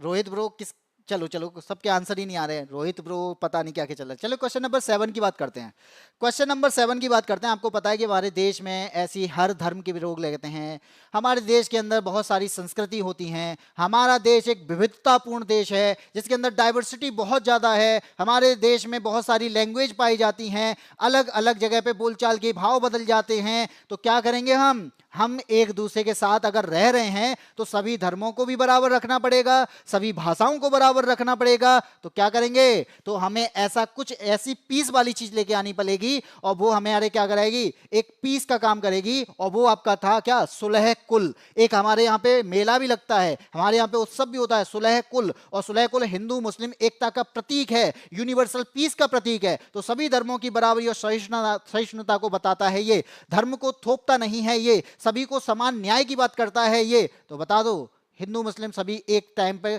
कब ऐसा हुआ था कि उच्च पद पर भी बैठे थे, ऐसा कब हुआ था, किस शासन काल में हुआ था? आंसर क्या क्या आ रहा है, आंसर ऊपर निकल गया है, कोई बात नहीं है। त्रिशा का आंसर डी है, रोहित का आंसर डी है और रोहित तिवारी कह रहे हैं अकबर। तो इसका आंसर बिल्कुल सही आंसर है कि सुलह कुल उत्सव की तैयारी किसने करवाई थी या फिर कौन लेके आया था, वो अकबर लेके आया था। अकबर ही है जो 1570 के दौरान इस्लामी सिद्धांत की जगह पर सुलह कुल का प्रयोग करने लगा था। अकबर ही है जिसने हिंदू मुस्लिम एकता की बात की थी। अकबर ही है जिसने हिंदू और मुस्लिम को सभी को उच्च पदों पर रखा था। और अकबर ही है जिसने जजिया कर को खत्म करने का प्रयास किया था। इसलिए इसका आंसर क्या हो जाएगा, ऑप्शन नंबर डी हो जाएगा। आगे बढ़े, क्वेश्चन नंबर आता है आपका 8 की बात करते हैं। आपने एक फिल्म देखी थी जिसका जो आई थी पिंक, और पिंक में एक डायलॉग फेमस हुआ था, नो मींस नो। लेकिन यहां पे बात किसकी की जा रही है कि मान लीजिए कोई महिला वर्क प्लेस पर जाती है, कोई महिला कार्य करने जाती है और वहां पर उसके साथ में क्या हो जाए, यौन उत्पीड़न हो जाए। तो ऐसी स्थिति में हमारे पास में इसको रोकने के लिए, इसको निषेध करने के लिए कोई ना कोई कानून तो होना चाहिए। तो यहां पर वर्क प्लेस पर यौन उत्पीड़न ना हो, इसी के लिए एक कानून बनाया गया और उसी के बारे में पूछा जा रहा है कि कार्यस्थल पर महिलाओं के यौन उत्पीड़न की रोकथाम, निषेध और निवारण अधिनियम को किस वर्ष में अधिनियमित किया गया था, बता दीजिए। त्रिशा का आंसर है ऑप्शन नंबर ए। बाकी और लोग आंसर दो, कहां चले गए, जल्दी से आंसर दो, क्या आंसर होने वाला है कि वर्क प्लेस पर यौन उत्पीड़न ना हो, इस कार्यस्थल पर महिलाओं के साथ में कोई ऐसी भाव ना हो, ऐसी चीजें ना हो जिससे कोई दिक्कत आए। यानी इसके लिए हमें क्या करना पड़ेगा, एक एक्ट बनाना पड़ेगा। और वो एक्ट कौन सा लाए थे हम, कार्यस्थल पर महिलाओं के यौन उत्पीड़न रोकथाम निषेध एक्ट। जहां 10 से अधिक लोग काम कर रहे हैं, अगर किसी कंपनी में किसी जगह पर 10 से ज्यादा लोग काम कर रहे हैं तो ये आपका उन पर प्रभावी होगा, ये उन पर लागू होगा। बताओ कौन सा है। क्लास रुक रही है, क्लास रुक रही है, निकीरावत नहीं, क्लास नहीं रुक रही है भाई, ये बता दो क्लास रुक रही है, एक बार बता दीजिए आप। एक लोग ने तो आंसर बता दिया है, ऑप्शन नंबर होगा ए, यानी 2013, 9 दिसंबर 2013 को ये प्रभाव में आता है। और 2013 में कार्यस्थल पर महिलाओं के उत्पीड़न को रोकने के लिए यहाँ पे एक एक्ट, एक अधिनियम लेके आ जाता है। नेट प्रॉब्लम हो रही है बहुत, रोहित तिवारी तो मना कर रहे हैं भाई, हो सकता है आपके में प्रॉब्लम हो, मैं ये नहीं कहूँगा कि हमारे में, क्योंकि भाई अगर होगी तो सबको होगी, हमारी तरफ से अगर प्रॉब्लम होगी तो पूरे सभी को होगी जितने भी लोग जुड़े हुए हैं। लेकिन किसी एक की वजह से एक को हो रही है तो उसका मतलब है कि उसका नेट नहीं चल रहा होगा। वो अपना नेट के लिए कई सारे ऑप्शंस होते हैं, सबसे ज़्यादा यूज़ किया जाने वाला है एयरप्लेन मोड, तो आप एयरप्लेन मोड करके दोबारा ओपन कर सकते हैं। चलिए आगे बढ़ते हैं, क्वेश्चन नंबर आपका 9 आएगा। क्या कहता है 9, मस्त चल रही भाई, ये बहुत अच्छा क्वेश्चन है, मतलब क्वेश्चन नहीं, ये बहुत अच्छे तरीके से कमेंट किया, मस्त चल रही है। मस्ती चलनी चाहिए ना, लेकिन मस्ती नहीं चलनी चाहिए। क्वेश्चन नंबर 9 की बात करते हैं। अशोक मेहता की समिति है, हमारे पास में अशोक मेहता व्यक्ति थे, उनकी अध्यक्षता में पंचायती राज संस्थाओं पर एक कमेटी नियुक्त की जाती है और वो कमेटी इनमें से किस ईयर को नियुक्त की जाती है, ये आपसे पूछा जा रहा है। तो बता दीजिए। तो चलिए आप आंसर दीजिए, मैं आगे बढ़ता हूं। हमारे पास में सबसे पहली कमेटी कौन बनी थी, तो आप कहेंगे यार सामुदायिक प्रोग्राम चल रहे थे उस टाइम पे, बलवंत राय मेहता समिति चली थी। कौन सी, बलवंत राय मेहता कमेटी, इनकी अध्यक्षता में ही ये कमेटी बनाई गई थी। और ये कब बनाई गई थी, तो आपका आंसर क्या होगा सर, 1957 में बनाई गई थी। ठीक है, और ये त्रिस्तरीय व्यवस्था की बात करता है, पंचायती राज की जो त्रिस्तरीय प्रणाली है इसकी बात करने वाला कौन है, ये बलवंत राय मेहता समिति है। फिर आते हैं कौन, 1957 के बाद अशोक मेहता, जो हमारी समिति की बात की जा रही है ना, अशोक मेहता समिति की बात की जा रही है। और अशोक मेहता समिति बनाई जाती है किस ईयर में, जल्दी से आपको आंसर देना है। लेकिन इसमें त्रिस्तरीय की बात नहीं की, इसमें 2 स्तर की बात की गई, यानी एक जिला परिषद और एक मंडल पंचायत। इसी वजह से अशोक मेहता समिति जो है वो लागू नहीं हो पाई। और आंसर दिया है रोहित तिवारी, त्रिशा शर्मा ने, और इसी के साथ में हमारा आंसर क्या हो जाएगा, बिल्कुल सही आंसर है ऑप्शन नंबर ए, यानी 1977 में ये आपकी अशोक मेहता समिति आती है और ये 2 स्तरीय व्यवस्था की बात करती है, लेकिन लागू नहीं होता। होता क्या है, इसके बाद बहुत सारी समिति बनाई गई। आपने नाम सुना होगा एक हनुमंतराव समिति, हनुमंतराव समिति भी बनाई जाती है। हनुमंतराव समिति भी पंचायत से संबंधित है। और इसके बाद में बनाई थी GVK समिति। तो बहुत एक समिति नहीं बनाई गई है पंचायत के लिए, बहुत सारी समिति बनाई गई। इसके बाद GVK समिति आती है, यानी एक कमेटी। एक कमेटी है जो आपसे कई बार पूछी जाती है, वो है LM सिंघवी। तो LM सिंघवी समिति कहां कब बनती है, ये बनती है 1986 में। और आपको ये भी किस पर काम करती है, ये पंचायत पर ही काम करती है। और इसके बाद एक PK थुंगन समिति बनती है। तो ऐसे कई सारी तो आपकी समिति बनती है जो पंचायत से संबंधित है। केवल आप यहाँ पे बलवंत राय मेहता को पढ़ते हैं, लेकिन केवल बलवंत राय मेहता नहीं है, अशोक मेहता भी हैं, LM सिंह भी हैं, GVK राव हैं, हनुमंतराव है, PK तुंगन है। और इसी के बाद में 1992 में क्या किया जाता है, एक संशोधन किया जाता है, 73 और 74वां संशोधन, पंचायत और नगर पालिकाओं को संवैधानिक दर्जा देने का प्रावधान। और यहां पे आंसर आ रहा है कौन कौन सी प्रणाली की बात की थी इसमें भाई, इसमें पंचायती राज की त्रिस्तरीय प्रणाली की बात की गई थी बलवंत राय मेहता में, लेकिन अशोक मेहता में द्विस्तरीय की बात की गई थी। ये बात याद रखना। 1978 में रिपोर्ट दिया था। हाँ जी, 1977 एक साल बाद आती है, 1957 वाली 1959, 1977 वाली एक साल बाद 1978। तो 1978 में अशोक मेहता समिति अपनी यहाँ पे सिफारिश कर देती है। आगे बढ़ते हैं अगले क्वेश्चन। अरे भाई ये देखो तलवारबाजी चल रही है। आप बात करते हैं मार्शल आर्ट की, आइए सिखाते हैं आपको मार्शल आर्ट। यहां पे क्या पूछा जा रहा है कि निम्नलिखित में से कौन सा तमिलनाडु का मार्शल आर्ट फॉर्म कौन सा है। 4 ऑप्शन हैं। ऑप्शन ए कलारीपयाडु, बी थोड़ा, सी सिलंबम और डी थांग ता। तो बता दीजिए क्या है इसका आंसर।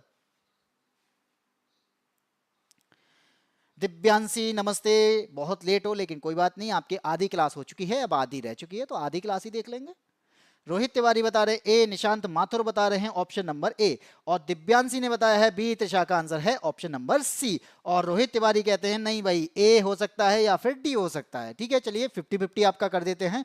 और आपका यहाँ पे होता है 50-50 भी खत्म, क्योंकि ए और डी भी गलत है। अब बचाए आपका बी और C. Rohit Tiwari good afternoon Chitranshi. इसी के साथ में आपका जो आंसर रहने वाला है मैं बता देता हूं, सिलंबम रहने वाला है रोहित, ए और डी भी नहीं है। 50-50 भी खत्म होगी तुम्हारी तो। ठीक है, अफसोस आप जीतते हैं, 1 भी रुपए नहीं। क्वेश्चन नंबर इसका आंसर हो जाएगा सी, यानी सिलंबम की बात की जाती है। ये जो आत्मरक्षा की बात की जाती है, जब हम फिटनेस की बात करते हैं तो तमिलनाडु में एक पारंपरिक मार्शल आर्ट है जो कि आपकी सिलंबम है। लेकिन यहां पे बंबू का उपयोग किया जाता है। बंबू जैसे बांस कहते हैं, बांस की लाठी होती है, तो लाठी का प्रयोग किया जाता है जिसमें हम फिटनेस का काम करते हैं, जिसमें हम आत्मरक्षा की बात करते हैं। लेकिन जो आपने बताया ना ऑप्शन नंबर ए, ये तो केरल का है, ये कलारीपयाडु आपका कहां पर है, केरल का है। लेकिन जब थोड़ा की बात करते हैं, थोड़ा आपका हिमाचल से है, और आपका थांगता जो है ये आपका मणिपुर है। ठीक है, आंसर हो गया। अब मैं बर्बाद, मेरी शादी नहीं होगी भाई तुम्हारे लिए मैंने 7वीं अनुसूची आर्टिकल नंबर 246 संवर्ती सूची का हिस्सा विवाह और तलाक दोनों बता दिए थे। और यहाँ पे अब देख लो अपना, पहले जॉब लगाओ फिर शादी की बात करना। ठीक है, शादी तो होती रहती है। चित्रांशी का आंसर, दिव्यांशी का आंसर सबका आ गया सी, आ गया आंसर सबका। अब आते हैं क्वेश्चन नंबर 11 पे। ठीक है, अब यहाँ पे शादी से पहले आपको अपनी लाइफ को सुधारना होगा। तो लाइफ को सुधारने की बात की जा रही है कि भारत के संविधान में निम्नलिखित में से किस अनुच्छेद के उपयोग से पर्यावरणीय मुद्दों से संबंधित जनहित याचिका दायर की जा सकती है। अगर आपके जो पर्यावरण की बात आती है, पर्यावरण के लिए अगर आपके कोई भी कानून का उल्लंघन होता है, या कोई कानून आपकी पर्यावरण की बाली लाए या राइट टू लाइफ का उल्लंघन करता है, तब आप क्या कर सकते हैं, PIL दायर कर सकते हैं। तो एनवायरमेंट इश्यू आ जाते हैं, तो उस जगह पर कौन से आर्टिकल के तहत हम PIL दायर कर सकते हैं, ये आपसे पूछा जा रहा है। आंसर दिया है रोहित तिवारी ने 48A के तहत, चित्रांशी ने दिया है ए आंसर, और यहां पे आंसर आया है राहुल का ए। मेरे मामा आ गए हैं हप्पा लेकर। हाँ जी भैया, खाओ हप्पा, फिर क्या है। वैसे मामा दिल्ली जाते हैं, मामा दिल्ली से बिल्ली लाते हैं, ऐसी तो हमने सुना है। त्रिशा शर्मा है ऑप्शन नंबर सी, दिव्यांशी का आंसर है बी। तो जो लोग यहाँ पे सी के साथ हैं वो बिल्कुल सही आंसर दे रहे हैं भाई। अनुच्छेद 21, ये अनुच्छेद 21 हमें कुछ बताता है। क्या बताता है अनुच्छेद 21? ये कहता है कि आपको राइट टू लाइफ यानी जीवन जीने का अधिकार है, पर्सनल लिबर्टी है, स्वच्छ पर्यावरण, शुद्ध जल, स्वच्छ वायु का अधिकार है, तभी तो आपका जीवन का अधिकार हुआ। इसी के तहत आप क्या कर सकते हैं, आप यहाँ पे किसी कानून में यानी यहाँ पे पीआईएल दायर कर सकते हैं। भाई आपने 48A बताया, चलिए ठीक है मैं 48A की बात करता हूँ। 48A तो डीपीएसपी है, और डीपीएसपी तो निर्देशक तत्व हैं, और निर्देशक तत्व के लिए क्या कोई आपको फोर्स कर सकता है? क्या आप गवर्नमेंट के पास में जाके फोर्स कर सकते हैं? क्या आप गवर्नमेंट इसके लिए आप कानून आपके लिए पीआईएल दायर कर सकते हैं? आप किसी हाई कोर्ट सुप्रीम कोर्ट जा सकते हैं? नहीं जा सकते हैं। इसलिए इसके तहत आप कोर्ट नहीं जा सकते, इसके तहत कोर्ट जा सकते हो क्योंकि आपके मूल अधिकारों का हनन है, और मूल अधिकारों के हनन के लिए आर्टिकल नंबर 32 का यूज किया जाता है। मूल अधिकारों के हनन के लिए आर्टिकल नंबर 13 का यूज किया जाता है। कल भी पढ़ाया था मैंने ये। 51A होगा ना सर? नहीं नहीं नहीं नहीं, 51A भी नहीं होगा, ये डीपीएसपी। सर सीधी सीधी सुन लो, डीपीएसपी की बात आती है, जहां पर भी डीपीएसपी की बात आएगी, ये आपका किसी भी हाई कोर्ट, किसी भी सुप्रीम कोर्ट में हम यहाँ पे इसके लिए क्या नहीं कर सकते, कोई पीआईएल दायर नहीं कर सकते हैं, कोई याचिका दायर नहीं कर सकते हैं। ये मैं कई बार बता चुका हूँ। नेहा यादव, हेलो, ठीक है, नमस्ते, गुड आफ्टरनून, और इसी के साथ में क्लास में जुड़ चुके हो, और आप ये भी बता सकते हो कि कहाँ से जुड़े हो। तिशा शर्मा का आंसर आ गया। सर ये क्वेश्चन पढ़ते हैं ना है, तुक्का लगा देते हैं। कोई बात नहीं है, तुक्का भी सही जाने चाहिए कभी कभी। लास्ट लाइन नहीं पड़ी थी भाई, लाइन तो ध्यान है। हम यहाँ पे यही लाइन पे ध्यान फोकस करेंगे ना कि हमें जनहित याचिका की बात करनी है। जनहित याचिका की जब बात की जाएगी तब आप किस पे दायर कर पाओगे? जब वो आपके मूल अधिकारों का हनन करेगा। लेकिन मूल अधिकारों का हनन कब होगा? जब आप आर्टिकल नंबर 32 के नीचे रहेंगे। आर्टिकल नंबर 32 के नीचे में पर्यावरण से रिलेटेड कहां पर है? जहां आपको जीवन जीने का अधिकार है, और जीवन जीने का अधिकार, right to life, personal liberty की जब बात की जाती है तो आर्टिकल नंबर 21 की बात की जाती है। आया समझ? आगे बढ़े, चलिए आगे आते हैं, क्वेश्चन नंबर 12 पे आते हैं। क्वेश्चन नंबर 12 आता है, असहयोग आंदोलन की बात करता है। असहयोग आंदोलन के राजनीतिक कैदियों को रिहा करने के लिए 1922 में आंदोलन का प्रस्ताव किसने रखा था? यानी ये बताया गया कि असहयोग आंदोलन तो हो गया खत्म। जब खत्म हो गया तो ऐसा करते हैं, हमें कैदियों को रिहा करना था। अब कैदियों को रिहा क्यों करना है? दिमाग ये चलाओ, कैदियों को रिहा क्यों करना है? असहयोग आंदोलन चल रहा था तो कैदी कहां से आ गए यहाँ पे?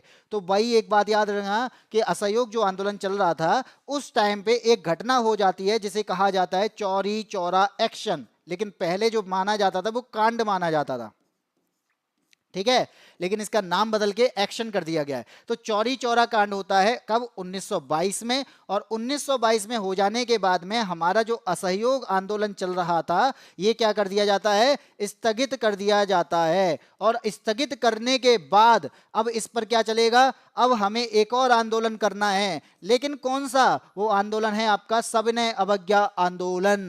तो ये कब चलाया जाएगा और ये किसने बताया था कि ऐसा करते हैं? ये वाला आंदोलन चलाएंगे। अब कहां, किसने प्रपोजल दिया था? प्रपोजल आंदोलन का 48A में, चौका नहीं।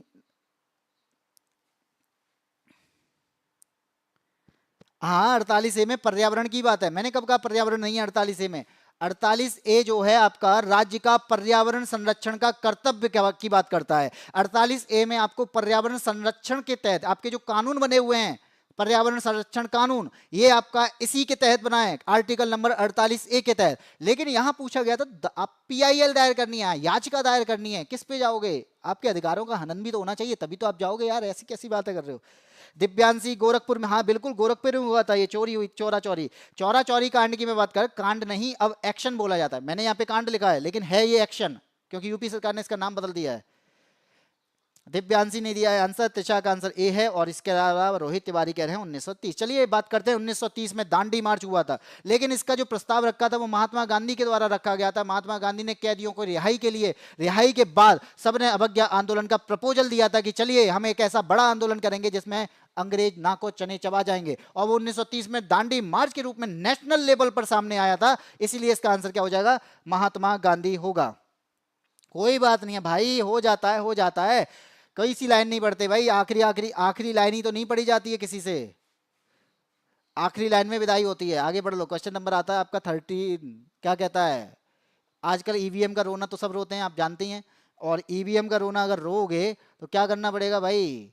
आपको पहले ईवीएम को सही बताना पड़ेगा कि यहाँ पे किसी को वोट डाल के किसी और को जा रहा है, ये दिखाना पड़ेगा, ये दिखा नहीं पाते हैं। चलिए कोई बात नहीं है। भारत में प्रथम बार इलेक्ट्रॉनिक वोटिंग मशीन का प्रयोग कब किया गया था, ये आपसे पूछा जा रहा है कि ईवीएम का यूज पहली बार कब किया गया था, और क्या विधानसभा में किया गया था या फिर लोकसभा में किया गया था। अगर लोकसभा में किया जाएगा तो कब किया गया था, जल्दी से आंसर बताइए भाई। होता है कोई बात नहीं, ऐसी चीजें होती रहती हैं यार। इतने बड़े बड़े चैनल पे छोटी छोटी बातें होती रही है, लेकिन हमारा चैनल इतना बड़ा तो नहीं है, लेकिन छोटे छोटे चैनल पे बड़ी बड़ी बातें होती है, लेकिन कभी कभी बड़े बनेंगे ही। ठीक है। रोहित तिवारी बता रहे हैं गोवा में। रोहित तिवारी का चलिए आंसर आ चुका है। रोहित तिवारी कह रहे हैं अब केरल में। चलिए ठीक है, कोई बात नहीं, आपकी बात मान ली। गोवा में भी मान लिया, केरल में भी मान लिया। और बताइए। दिव्यांशी ने आंसर दिया है 1982। राहुल चौहान का आंसर है डी। तो जो लोग यहाँ पे किसके साथ हैं, ऑप्शन नंबर डी के साथ, बिल्कुल सही है भाई, क्योंकि 1982 में चुनाव थे। कहां पे चुनाव थे, केरल की विधानसभा में उपचुनाव थे, विधानसभा का चुनाव था। तो पहली बार 1982 में कहां पे यूज किया गया था, केरल में यूज किया गया था, जहां पे 50 बूथ में इसका यूज किया था, केवल 50 बूथ में, सब में नहीं। विधानसभा का उपचुनाव था तो 50 बूथ में इसका यूज कर लिया था कि ये काम करेगी कि नहीं करेगी। लेकिन लेकिन लेकिन अब यहां पे क्या होता है, हमें पूरे चुनाव में कब यूज किया गया था, ईवीएम का पूर्ण चुनाव में पहली बार प्रयोग कब किया गया था। तो आप क्या बताएंगे, तो उसका आंसर आपका हो जाएगा, रोहित भाई का आंसर मानेंगे, क्योंकि इसमें क्या है, इसका आंसर हो जाएगा गोवा। गोवा में सबसे पहले पूर्ण चुनाव में प्रयोग किया गया था।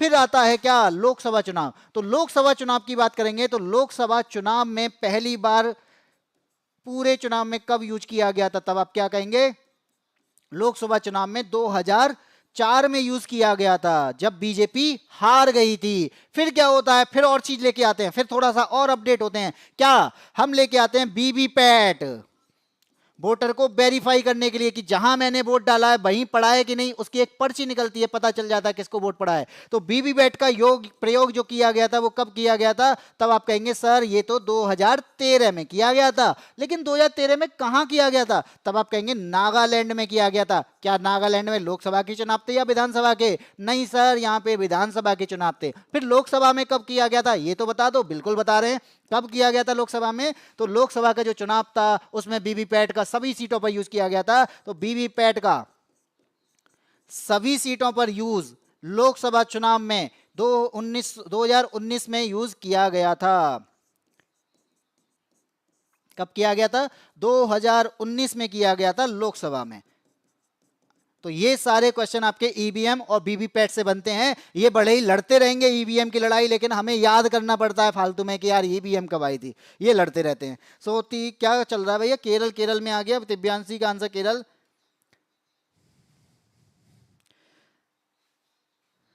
सर चित्रा को क्लास में एंट्री मत दो, डेली लेट आती है। भैया अब मैं किसी को ऐसा थोड़ी ना, लेट आने पर यहाँ पे कोई दरवाजे तो है नहीं, इसको बंद कर दो कि नहीं लेट आने वाले को रोक लिया जाएगा, कैसे कर दूं मैं। और कोई आप पे आइडिया हो तो वो भी बता दो। क्लास का नोटिफिकेशन लेट आता है तो मैं भी लेट आती हूँ भाई। क्लास का नोटिफिकेशन लेट आता है फिर भी मैं बता देता हूँ, यूट्यूब मेरे हाथ में नहीं है, लेकिन आप अपने टाइम से चल सकते हैं। 12:30 बजे आप मेरे साथ में जुड़ सकते हैं, ठीक है। आया समझ, आगे बढ़े, क्वेश्चन नंबर 14 पे आते हैं। स्नाइपर आ चुके हैं भाई, बिल्कुल नेक्स्ट आएंगे यार, इतना इतना क्या घबराना। क्वेश्चन नंबर 14 के आंसर आते हैं भाई। एक बात आती है, हमें यहाँ पे सेंट्रल और स्टेट गवर्नमेंट एम्प्लॉय के सर्विस डिस्प्यूट को बहुत जल्दी रिजोल्यूशन देना है, बहुत जल्दी यहाँ पे रिजॉल्व करना है। तो हमें क्या करना पड़ेगा, हमें यहाँ पे ट्रिब्यूनल्स बनाने पड़ेंगे। क्या बनाने पड़ेंगे, ट्रिब्यूनल्स बनाने पड़ेंगे, न्यायाधिकरण बनाने पड़ेंगे। हर चीज के लिए आप कोर्ट थोड़ी जाओगे, हर चीज के लिए चलोगे हाई कोर्ट उठ के चल दिए, हर चीज के लिए सुप्रीम कोर्ट उठ के चल दिए, भाई नहीं। जुडिशरी पर बोझ कम करना है, ट्रिब्यूनल्स बनाने पड़ेंगे। और वही पूछा गया है, क्या एक संयुक्त प्रशासनिक न्याय अधिकरण के अध्यक्ष और सदस्यों की नियुक्ति कौन करता है। तो जॉइंट एडमिनिस्ट्रेटिव ट्रिब्यूनल्स में जो अपॉइंटमेंट किया जाता है वो किसके द्वारा किया जाता है, ये आपसे पूछा जा रहा है। मैं तो बाबू हूं आपका, किसका भैया, किसके बाबू और सोना चल रहे हैं यहाँ पे। डी आंसर, नींद आ रही है भाई, नींद आ रही है तो कोई दिक्कत नहीं है। आपके पास में नींद का एक वो कहते हैं ना, एक हार्मोन्स होता है, मेलाटोनिन हार्मोन्स होता है, उस मेलाटोनिन हार्मोन्स का आप यूज करो और सो जाओ। क्या बातें करते हैं यार। पढ़ने वाले को नींद नहीं आनी चाहिए, जब पढ़ाने वाले को नींद नहीं आ रही तो नींद पढ़ने वाले को कैसे आ सकती है। पास आपको करना है, लक्ष्य आपका है, आपको यहाँ पे क्वालिफाई करना है, आपको जॉब पानी है, आपको जागना पड़ेगा। और वो सुना भी होगा कि जो जागत है वो पावत है, जो सोवत है वो खोवत है, ठीक है। चलिए आगे बढ़ते हैं, इसी में आते हैं। देखो, प्रशासनिक न्याय अधिकरण के अध्यक्ष और सदस्यों की नियुक्ति करने वाला कौन होता है? वो आता है प्रेसिडेंट। वो याद रख लेना कि भारत के राष्ट्रपति के द्वारा इनको क्या किया जाता है? नियुक्त किया जाता है। लेकिन अगर आपसे ये पूछा जाए कि central and state government employ की सर्विस डिस्प्यूट को खत्म करने के लिए जॉइंट एडमिनिस्ट्रेटिव ट्रिब्यूनल बनाए जाते हैं, तो किस आर्टिकल के तहत बनाए जाते हैं? तो आपका आंसर होगा आर्टिकल नंबर 323। 323 के तहत यहाँ पे ये जॉइंट ट्रिब्यूनल्स बनाए जाते हैं। जुडिशरी का बोझ कम किया जाता है। अपॉइंटमेंट कौन किया जाएगा? चेयरमैन किए जाएंगे, मेंबर किए जाएंगे। चेयरमैन कौन हो सकता है? रिटायर्ड सीजेआई हो सकता है, हाई कोर्ट का जज हो सकता है। ये बात याद रखिएगा। नहीं खाया क्या नहीं खाया भैया यार। चलिए आगे बढ़ते हैं। क्वेश्चन नंबर आता है आपका अगला, क्वेश्चन नंबर 15। क्या कहता है? जनगणना की बात करते हैं भाई। जनगणना तो करनी पड़ेगी, इतनी पॉपुलेशन बढ़ा रखी है हम लोगों ने, नंबर 1 पे पहुंच चुके हैं, इतनी बढ़ाते चले गए। कोरोना का टाइम आया, कुछ करने को था नहीं, जनसंख्या बढ़ा डाली, इतनी बढ़ा डाली कि आज तक गिन नहीं पा रहे हैं। इतने साल हो गए कि जनगणना ही नहीं कर पा रहे हैं, कहने हैं कोरोना की वजह से नहीं कर पा रहे। वो बात अलग है कि कोई बहुत सारी रीजन है, लेकिन 2021 में होनी थी, 6 साल लग गए, अभी तक जनगणना नहीं हो पा रही है। 27 में होनी है, इसलिए 6 साल बोल रहा हूँ। भारत में पहली समकालीन जनगणना कब आयोजित की गई थी? यानी पहली समकालीन जनगणना कब आयोजित की? समकालीन क्या है? लेकिन सर हमने तो पढ़ा है कि जो पहली जनगणना थी ना, वो तो 1872 में हुई थी। कब हुई थी? 1872 में हुई थी। क्या यही समकालीन जनगणना कहलाएगी? तब आप यहां पे कहेंगे नहीं, क्योंकि पहली जनगणना 1872 में हुई थी, एक जगह पर, सभी जिलों में एक समय पर नहीं हुई थी, एक टाइम पर नहीं हुई थी। लेकिन पहली रेगुलर जनगणना हुई थी। रेगुलर जनगणना का मतलब है कि अब से हर बार, हर 10 साल में क्या करेंगे? जनगणना स्टार्ट करेंगे। ठीक है, और वो कब होती है? 1881 में होती है। लेकिन समकालीन का पूछ रहा है आप, सर समकालीन बताओ ना डायरेक्ट।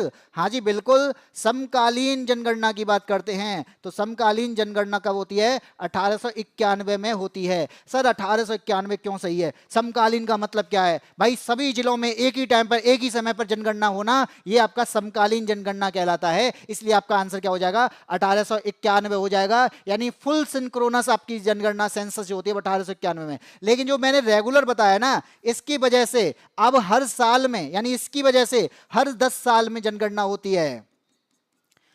रेगुलर का मतलब है कि हम ठीक है अब 10 साल में रेगुलर तरीके से जनगणना करेंगे, हर साल गिनेंगे। लेकिन 2011 की जनगणना हुई है। सर 2011 में जनगणना हुई है, इसका मतलब क्या है कि ये 2011 की जो जनगणना हुई थी, ये कौन से नंबर की है? तो आप क्या कहेंगे ना, सर 15वें नंबर की है। ओ 15वें नंबर की जनगणना है। लेकिन सर हम तो इंडिपेंडेंट हो गए थे, इसके बाद तो हम खुद कर रहे हैं। तो इसका मतलब क्या हुआ? स्वतंत्रता के बाद, आजादी के बाद, ये आपकी कौन सी नंबर की है? आजादी के बाद 8वें नंबर की जनगणना है। ऐसे क्वेश्चन आपसे, सॉरी 8वें नहीं, 7वें नंबर की है, ये गलत हो गया।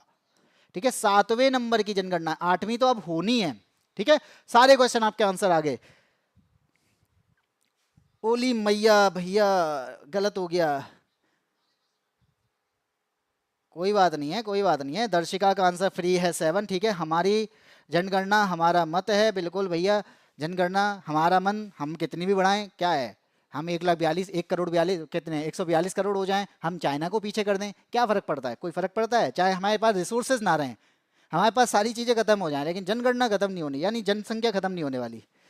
इसी के साथ में आगे अगले क्वेश्चन पे आते हैं। तभी तो ये चल रहा है जैन जी आंदोलन, पता नहीं कैसे जैन जी आंदोलन चल रहा है। क्या है जैन जी? Question number 16।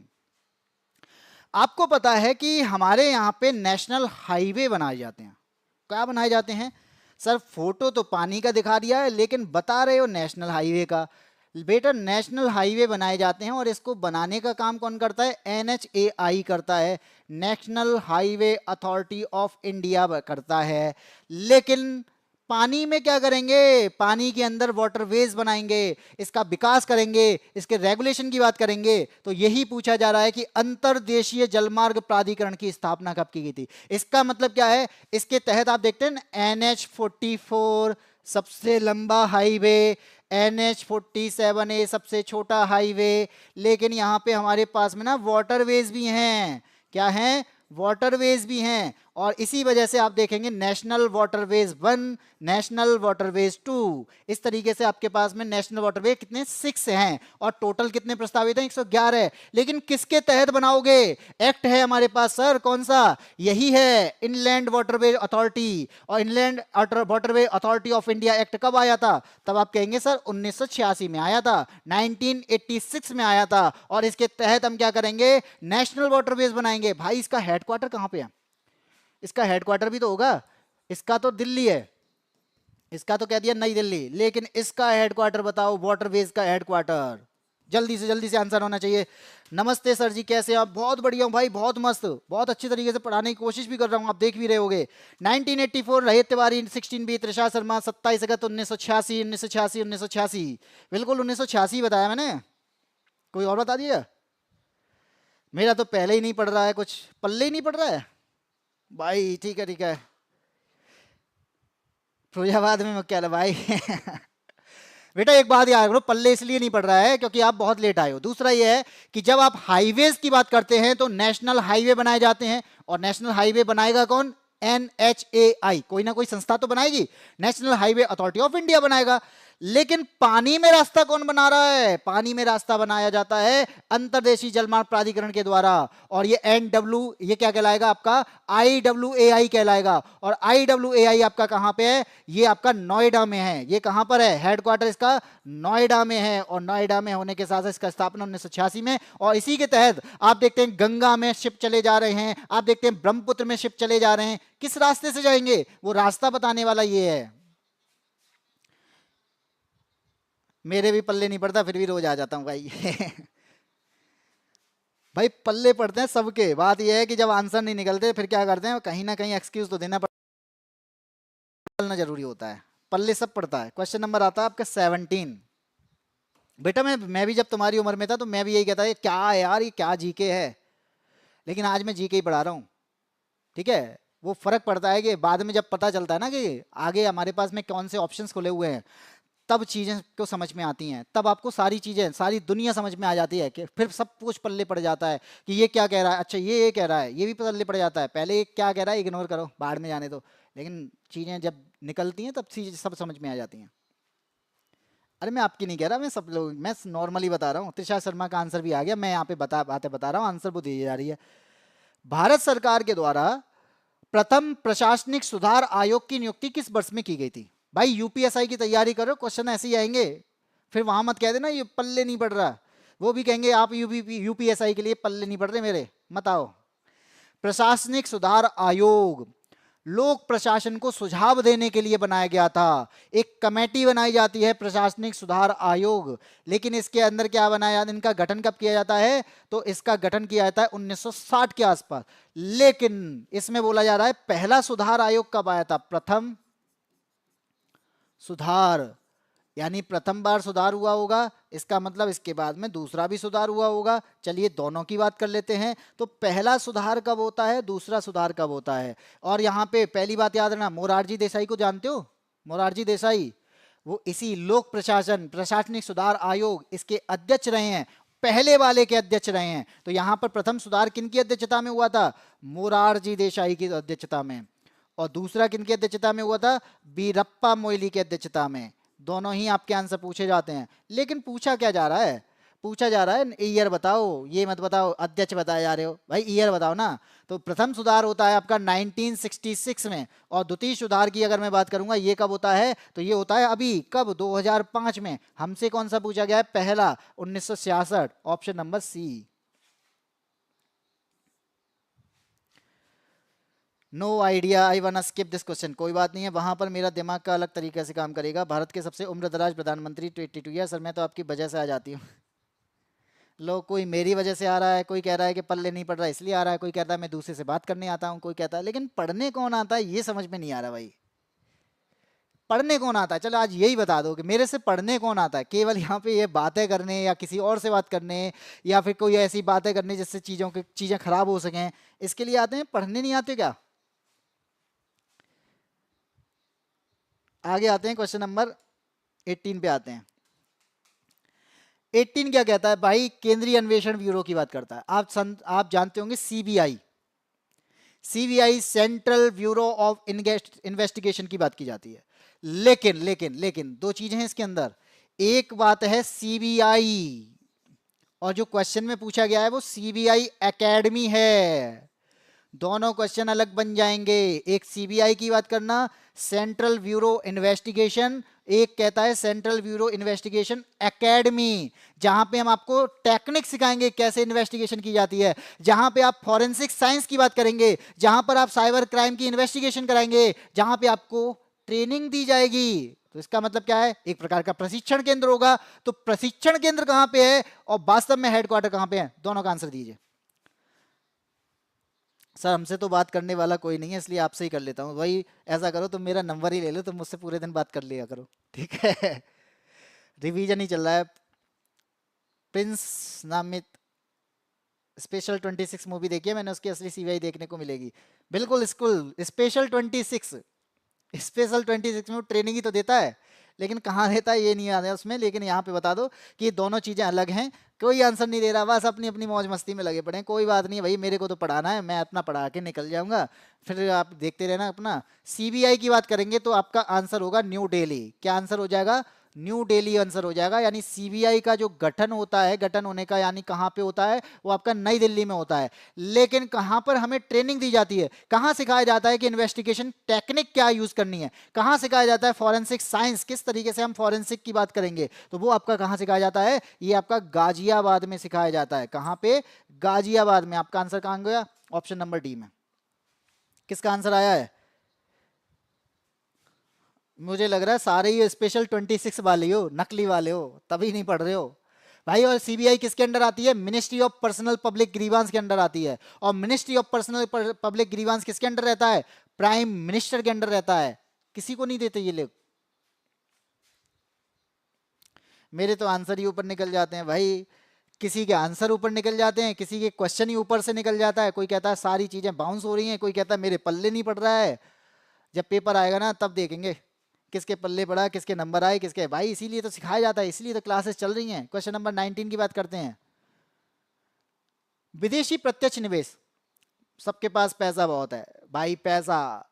विदेशी प्रत्यक्ष निवेश के लिए भारत ने कब मार्ग प्रशस्त किया, यानी विदेशी लोग हमारी किसी कंपनी में आके पैसा लगाएंगे, इन्वेस्ट करेंगे, या फिर विदेशी कंपनी आके यहाँ पे काम करेगी, तो ये आपका क्या कहलाता है, इसे कहते हैं फॉरेन डायरेक्ट इन्वेस्टमेंट, यानी एफडीआई कहते हैं। लेकिन एफडीआई की अवधारणा कब रखी गई, ये आपसे पूछा जा रहा है। एक बार क्या हुआ था कि भारत में इकोनॉमिक यानी क्राइसिस चल रहा था, और वो क्राइसिस चल रहा था तो उस टाइम पे हमारे वित्त मंत्री कौन थे, मनमोहन सिंह थे।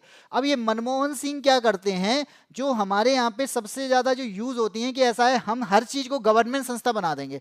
क्या कर देंगे, हम हर चीज को गवर्नमेंट बना देंगे। लेकिन होता क्या है कि हर चीज को गवर्नमेंट बनाने से हमारी इकोनॉमी डाउन होगी। तो इसी वजह से मनमोहन सिंह के द्वारा एक रिफॉर्म लेके आया गया, और इसे कहा जाता है एलपीजी। ये कोई गैस नहीं है, ये ऐप का एक रिफॉर्म्स है जहां में इकोनॉमी को सुधार करने के लिए इकोनॉमिक की बात की गई। यानी हमें यहां पे क्या करना है, लिबरलाइजेशन करना है, यानी उदारीकरण करना है। हमें क्या करना है, उदारीकरण करना है। हमें चीजों को प्राइवेट करना है। क्या करना है, हमें प्राइवेट करना है, तो निजीकरण को बढ़ावा देना है। हमें क्या करना है, ग्लोबल होना है, तो वैश्वीकरण को बढ़ावा देना है। हमें ढील भी देनी है, तो आप उदारीकरण पर जाएंगे। अब आप बताओ, विदेशी प्रत्यक्ष निवेश आएगा तो निवेश आने के लिए हमारे नियम कैसे होने चाहिए, नियम लिबरल्स होने चाहिए, लिबरल पॉलिसी होनी चाहिए, उदार भावना रखनी चाहिए, उदारीकरण रखना चाहिए, टैरिफ ज्यादा नहीं लगाना चाहिए, इंपोर्ट रिस्ट्रिक्शन कम होने चाहिए। तो विदेशी मुद्रा की कमी क्यों हो रही थी हमारे यहाँ पे, क्योंकि हमारे यहाँ पे नियम बहुत कठिन थे, हमारे बहुत कठोर कानून हुआ करते थे। इस वजह से यहाँ पे मनमोहन सिंह के द्वारा एलपीजी लेके आया जाता है, जहां पे हमें जो इकोनॉमिक ग्रोथ हमारी स्लो चल रही थी उसको बढ़ाने का प्रयास किया जाता है, और इसी वजह से एफडीआई का मार्ग प्रशस्त हो जाता है। और ये आपके रिफॉर्म्स कब आते हैं, 1991 में आते हैं, 1991 में आते हैं। कितनों का आंसर सही है, त्रिशा का आंसर प्रिंस से पूछ रही है, राहुल चौहान 91 बता रहे हैं, लिबरलाइजेशन, प्राइवेटाइजेशन, ग्लोबलाइजेशन। मैं पढ़ने आता हूं लेकिन ये लोग मुझे पढ़ने नहीं देते हैं। भाई तुम लोगों पे ध्यान क्यों देते हो, तुम्हें रोकने वाला तुम वो खुद हो, वो नहीं जो आपको यहाँ पे पढ़ने नहीं दे रहा। तुम खुद हो, तुम खुद नहीं चाहते पढ़ना, इसलिए ये बातें करते हो। मैं पढ़ाना चाहता हूं, मेरे 100 कमेंट आते हैं, 100 कमेंट में मुझे 20 लोग तो कुछ ना कुछ कह के चले जाते हैं, तो क्या मैं सब पे ध्यान दूंगा? इग्नोर करता हूं, क्योंकि मुझे पढ़ाना है, पढ़ने पढ़ाने का जज्बा है, तो पढ़ने का जज्बा लाओ। लोग क्या कहते हैं, लोग क्या कहेंगे, कुछ तो लोग कहेंगे, सारी चीजों को हटा के केवल मुझे क्या करना है इस पर फोकस किया करो। नेहा यादव सर हमें आता है, चलो कोई बात नहीं, चलो आगे बढ़ते हैं, मैं तो बस ऐसे ही बता रहा हूं, बाकी की हम बात करते हैं आगे। आपको यह भी पता होना चाहिए, जो आज के टाइम पे हम लोग देखते हैं ना कि गवर्नमेंट संस्था बेच दी गई, गवर्नमेंट संस्था के शेयर बेच दिए गए, ये 1991 में जो प्राइवेटाइजेशन आया था, ये उसी के तहत किया जा रहा है। आप यहां पर इसी चीज पर फोकस करेंगे। चलिए आगे बढ़ते हैं, क्वेश्चन नंबर 20। हम तो सर से पढ़ते हैं, ठीक है, बिल्कुल पढ़ना जरूरी है, पढ़ने से चीजें आपकी सही होंगी, बाकी किसी भी चीज से कोई भी चीज सही नहीं होने वाली है। हमेशा याद रखना कि आपकी टांग खींचने वाले हर कोई होगा। आपसे आगे बढ़ने के लिए दो तरीके हो सकते हैं, या तो वो आपसे टैलेंट हो जाए, उसके अंदर अंदर टैलेंट ज्यादा हो इसलिए वो आपको पीछे कर देगा, या फिर वो आपकी टांग पकड़ के पीछे खींच देगा और वो आगे निकल जाएगा। ये चीजें होती हैं। और जो आप कह रहे हो ना मुझे यहाँ पे रोका जाता है पढ़ने से, तो वो आपको टांग पकड़ कर खींच रहे हैं, लेकिन आपको यहाँ पर ध्यान भी तो दे रहे हो, ध्यान ही मत दो। 20 की बात कर दो।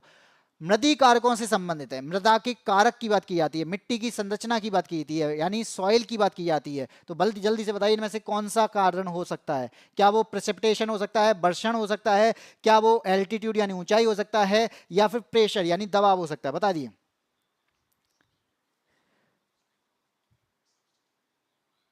ट्वेंटी का आंसर दिया है राहुल चौहान का आंसर बी है, त्रिशा का आंसर ए है। जो 2 से 3 महीने से आपकी क्लास देख रहे हैं इसलिए ऐसे एक्सक्यूज दे रहे हैं, कोई बात नहीं है बेटा।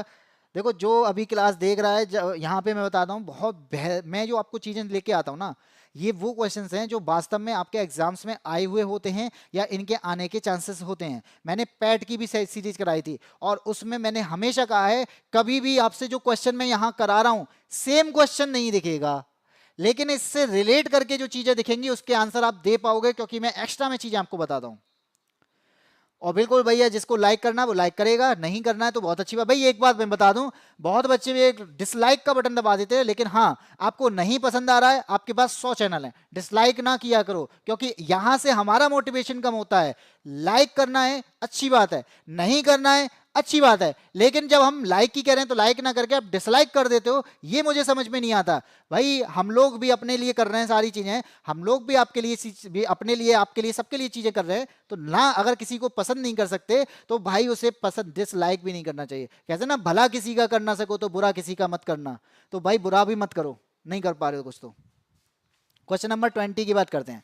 मृदी कारकों की बात की जाती है तो जो हम सॉइल के टेक्सचर की बात करते हैं, किसकी बात करते हैं? सॉइल टेक्सचर की बात करते हैं। तो आप जानते हैं सॉइल का कुछ टेक्सचर होता है, आप मिट्टी को पकड़ेंगे तो कुछ बालू जैसी होगी, कुछ मिट्टी के अंदर कंकड़ होंगे, कुछ मिट्टी कैसी होगी, चिकनी होगी। इसके अलावा आप बात करेंगे सॉइल की फर्टिलिटी की। सॉइल के अंदर क्या होती है? फर्टिलिटी होती है, जिसके कारण आप देखते हैं कि उसके अंदर क्या होगा, उसके अंदर कौन सी फसल ज्यादा उग सकती है, कौन सी फसल कम उगेगी, तो ये किसके कारण बताता है? Soil fertility. अब यहाँ पे सॉइल एसिडिक है या फिर बेस नेचर की है तो उसका पीएच वैल्यू होता है, उस पीएच वैल्यू के अकॉर्डिंग ही हम बता पाते हैं सॉइल कैसी है। आप देखेंगे उसके अंदर मॉइस्चर भी होता है, तो मॉइस्चर कंटेंट कितना है ये बताता है कि मिट्टी के अंदर कितनी नमी है, कितना पानी है, कितना एब्जॉर्प्शन चाहिए, ये सारी चीजें बताता है। इसके अलावा आप देखते हैं इसके अंदर कार्बनिक पदार्थ पाए जाते हैं। मिट्टी के अंदर क्या पाए जाते हैं? कार्बनिक पदार्थ पाए जाते हैं। तो कार्बनिक पदार्थ जो पाए जाते हैं इसकी वजह से भी मिट्टी का टेक्सचर मृदी कारक कहलाएगा। मिट्टी के अंदर बैक्टीरिया पाए जाते हैं यानी सूक्ष्म जीव पाए जाते हैं। लेकिन सर इतना क्यों बता रहे हो? इसका तो आंसर ऑप्शन नंबर ए कर दो ना डायरेक्ट, क्योंकि प्रेसिपिटेशन की बात करते हैं। प्रेसिपिटेशन कहां होगा? जब क्लाइमेट की बात की जाएगी। एल्टीट्यूड कहां होगा? जब टोपोग्राफी की बात की जाएगी। आपका प्रेशर कहां होगा? जब एटमॉस्फेयर की बात की जाएगी। लेकिन मिट्टी के लिए तो सॉइल ही आएगा ना, मृदा ही आएगा, इसलिए ऑप्शन नंबर ए हो जाएगा। सर 1991 1991 निकल गया बहुत देर का। मृदा मृदा आंसर होगा। चित्रांशी चौहान ने आंसर दे दिया है बी आंसर। तशा हम तो सर को लाइक कर दिए हैं, बिल्कुल कर दीजिए, बहुत अच्छी बात है। अब मुझे करो चाहे क्लास को करो, लेकिन कर दो, ठीक है। इसके अलावा सबसे पुराना, हाँ बिल्कुल ये मैं कहूँगा AB डिविलियर्स जो हैं वो यहाँ पे हमारी क्लास में, आज की क्लास अगर देखी जाए इसमें सबसे पुराने और सबसे ज़्यादा योग्य अगर कोई व्यक्ति है तो वो हमारा AB डिविलियर्स है। बहुत अच्छे तरीके से आंसर देता है, बहुत अच्छी तरीके से चीज़ें करता है। इसके अलावा त्रिशा शर्मा के भी आंसर बहुत अच्छे तरीके से आ रहे हैं, कोई भी उदम मैंने नहीं देखा। इसके अलावा आंसर वो देती चली जाती हैं। सर चॉकलेट रेडी रखो, बिल्कुल चॉकलेट रेडी है। अब बस ये बता दो कब आना है, कब ले जाना है, ले जाना किसी दिन। बस हम या तो हमारा एड्रेस देख लो या फिर अपना एड्रेस दे दो, ठीक है। अब आपको बताइए, आपका आखिरी क्वेश्चन था, आपको क्लास कैसी लगी आप ये जरूर बताइएगा। आपको फीडबैक देना है, लाइक करना है तो ठीक है, डिसलाइक नहीं करना है, ये मैं बता देता हूँ। सब्सक्राइब करना है बहुत अच्छी बात है, लेकिन यहाँ पे अनसब्सक्राइब नहीं करना है, ठीक है। चलिए बाकी को मैं बता दूं, रीजनिंग की बात करेंगे तो रीजनिंग की क्लासेस सुबह 7 बजे आप देख सकते हैं। आप 11:30 बजे आप मैथ की क्लासेस में जुड़ सकते हैं। इसके बाद आप 12:30 बजे मेरे साथ में जीके जीएस की क्लास में जुड़ सकते हैं। और हिंदी के लिए आप शाम को 9 बजे यानी रात को 9 बजे जुड़ सकते हैं। तो आपको सारी तरीके से, पूरी तरीके से यूपीएसआई को कवर कराया जा रहा है हमारी क्लासेस में। और यहाँ पे सबसे बेस्ट न्यूज मैं आपको आज देने वाला हूं कि अगर आप कंसेप्ट करना चाहते हैं, अगर आप थ्योरी पढ़ना चाहते हैं, आप चाहते हैं कि मुझे क्या पढ़ना है, आप चाहते हैं कि मैं क्या पढ़ूं, किस पर फोकस ज्यादा रखूं, तो आप इस बैच में एनरोल कर सकते हैं, चाणक्य बैच में। कहां मिलेगा चाणक्य बैच? बाईएससी एप्लीकेशन पे। कितने का मिलेगा? यही ऑफर है। अभी ये 599 का हुआ करता था, लेकिन अभी प्रेजेंट में ऑफर चल रहा है केवल 99 रुपए में, यानी आप 99 रुपए में ये बैच ले सकते हो। बहुत बेस्ट बैच है, बहुत अच्छे कंटेंट के साथ है, बहुत अच्छी स्ट्रेटजी आपको यहाँ पे बताई जाएगी। आपको टीचर से बात करने का मौका भी मिलेगा। जो भी टीचर आपको पढ़ा रहा है वो टीचर भी आपको यहाँ पे क्या करेगा, सजेस्ट भी करेगा। इसी वजह से यहाँ पे इसको चाणक्य बैच के नाम से रखा गया है। टीचर भले ही चाणक्य ना हो, लेकिन आप लोगों के लिए गुरु जरूर है। तो सजेशन, गाइडलाइन, सारी चीजें आपको यहां पे दिया जाएगा, गाइडेंस भी दी जाएगी। और ये मिलेगा कहां पे? बाईएससी एप्लीकेशन पे। और बाईएससी ऐप डाउनलोड करने के बाद आप कहां जाएंगे? हमारे इस पेज पे, होम पेज पे आपको ये सारे बैचेस दिख जाएंगे। बाकी आप यहाँ पे पेड कोर्सेज में जा सकते हैं और आपको टेस्ट सीरीज भी यहाँ पे प्रोवाइड की जाती है। अगर आप यहाँ पे यूपीएसआई या फिर अदर सब्जेक्ट की टेस्ट सीरीज लगाना चाहते हैं तो आप इससे जुड़ सकते हैं। फ्री टेस्ट सीरीज है, तो फ्री टेस्ट सीरीज भी आप यहाँ पे देख सकते हैं। इसी वजह से कह रहा हूँ ये एप्लीकेशन आपके लिए बहुत फायदेमंद रहने वाली है। 19 लोग लाइक, 15 शर्म, चलो कोई बात नहीं है सर। अखिल सर से या अखिल से, ये बता दो। Thank you Trisha. इसी के साथ में स्नाइपर, ऐसा कोई है जिसको ग्रेजुएशन पूरा नहीं हुआ है? अभी मैं ही हूं बेटा, मेरा ग्रेजुएशन पूरा नहीं हुआ है बस। चलिए कोई बात नहीं है, जिसको लाइक करना है वो लाइक कर सकता है, ऐसी कोई बात नहीं है। चलिए आज की क्लास में इतना ही। और इसी तरीके से मैं आपको मैं बता दूं कि ये क्लास जो होती है वो आपकी सोमवार से लेकर शनिवार तक हो सकती है। और आपको पता है ये क्लास आज शनिवार है तो शनिवार को हो चुकी है, संडे की छुट्टी रहेगी, एक दिन छुट्टी रहेगी। एक दिन के बाद फिर हम मंडे को आपके सामने आएंगे 12:30 बजे इसी टाइम पर, इसी वक्त पे। और आपको यहाँ पे पढ़ना है, पढ़ने वाले बच्चे यहाँ पे पढ़ते रहेंगे और बाकी का जो भी है वो पढ़े भले ना, लेकिन आते जरूर हैं, आते जाते रहते हैं ना, मिलते रहते हैं, बस जान पहचान बनी रहे। टाइपिंग मिस्टेक है, कोई बात नहीं, मुझे भी पता है यार, टाइपिंग मिस्टेक हो जाती है, ऐसा कुछ नहीं है। हमारी भी जबान लड़क जाती है, हम जुबान से बोलते हैं कभी कभी, वो भी लड़खड़ा जाती है, तो भाई टाइपिंग मिस्टेक भी हो सकती है, कोई बात नहीं है। पहली बार लाइक कर दिया भाई, पहली बार, बहुत भाई स्नाइपर तुम्हारा तो एहसान है हम पे।